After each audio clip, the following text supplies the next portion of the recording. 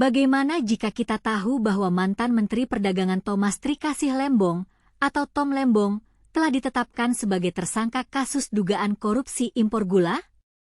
Kasus ini terkait dengan impor gula ketika Tom Lembong menjabat Mendak pada 2015 hingga 2016.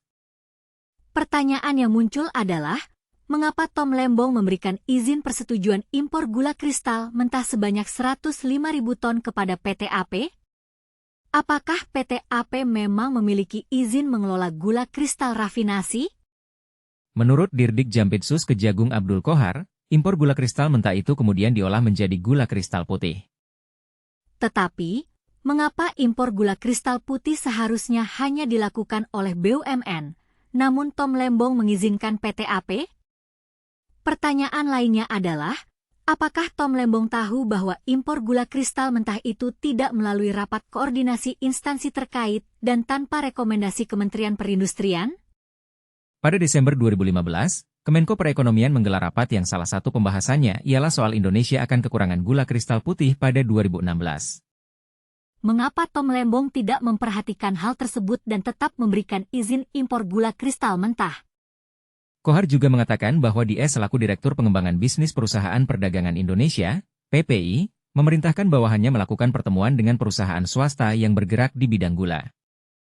Pertanyaan yang muncul adalah, apakah DS tahu bahwa impor gula kristal mentah itu tidak sesuai dengan kebutuhan real gula di dalam negeri?